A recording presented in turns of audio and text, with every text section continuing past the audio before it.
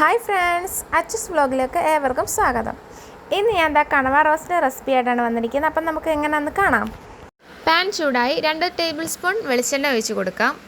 ഇഞ്ചി, വെളുത്തുള്ളി, പച്ചമുളകും കൂടെ ക്രഷ് ചെയ്ത് വെച്ചിട്ടുണ്ടായിരുന്നു, അതും കൂടെ നമുക്ക് ചേർത്ത് കൊടുക്കാം. ഒന്ന് മിക്സ് ആയതിനു ശേഷം 1 കപ്പ് സവാള ചേർത്ത് കൊടുക്കാം. ഇതൊന്ന് നല്ല രീതിക്കൊന്ന് വഴറ്റിയെടുക്കാം. ജസ്റ്റ് ഒന്ന് വഴണ്ട് വരാൻ വേണ്ടിയിട്ട് കുറച്ച് സോൾട്ടും കൂടെ ചേർത്ത് കൊടുക്കാം.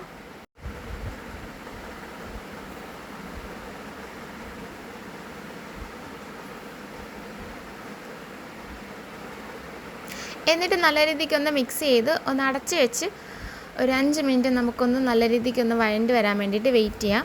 അതിന് ശേഷം നമുക്ക് ബേ ലീഫും കുറച്ച് സർവ്വസുഗന്ധിയുടെ ഇലയും കൂടെ ഞാൻ ചേർത്ത് കൊടുക്കുന്നുണ്ട്. നല്ലൊരു രുചിക്ക് വേണ്ടിയിട്ടാണ് ഞാൻ ചേർത്ത് കൊടുക്കുന്നത്.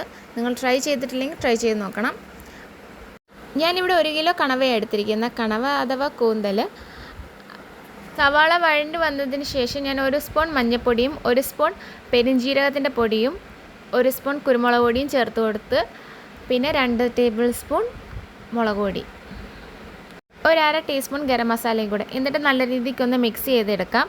അതിനുശേഷം ഞാൻ ഒരു സ്പൂൺ മല്ലിപ്പൊടിയും കൂടെ ചേർക്കുന്നുണ്ട്.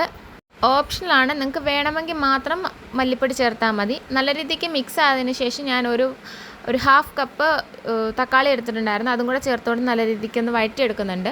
വഴണ്ട് വന്ന് മുളകൊക്കെ ഒന്ന് അതിൻ്റെ പച്ചമണം എല്ലാം മാറിയതിന് ശേഷം ഞാൻ കണവയും കൂടി ഇട്ട് കൊടുത്ത് നല്ല രീതിക്കൊന്ന് മിക്സ് ചെയ്തെടുക്കുന്നുണ്ടായിരുന്നു. അത് വെന്തിട്ടുണ്ട്. ഇനി കുറച്ച് മല്ലിയിലയും കറിവേപ്പിലയും കൂടി ഇട്ട് നല്ല രീതിക്കൊന്ന് മിക്സ് ചെയ്തതിന് ശേഷം ഒരു 5 മിനിറ്റ് നമുക്കൊന്ന് ഫ്ലെയിം ഓഫ് ചെയ്തിട്ട് വെക്കാം. അടച്ച് വെച്ച് തുറന്നതിന് ശേഷം ഞാൻ കുറച്ച് വെളിച്ചെണ്ണ തൂക്കി കൊടുക്കുന്നുണ്ട്. പച്ചമുളകും കൂടി ഇട്ട് കഴിഞ്ഞാൽ ചെറിയ ക്രഷായിട്ട് ഇട്ട് കഴിഞ്ഞാൽ സൂപ്പർ ടേസ്റ്റ് ആയിരിക്കും. ടേസ്റ്റി ആയിട്ടുള്ള കണവ റോസ്റ്റ് റെഡി ആയിട്ടുണ്ട്. ഇനി നമുക്ക് സെർവ് ചെയ്യാം.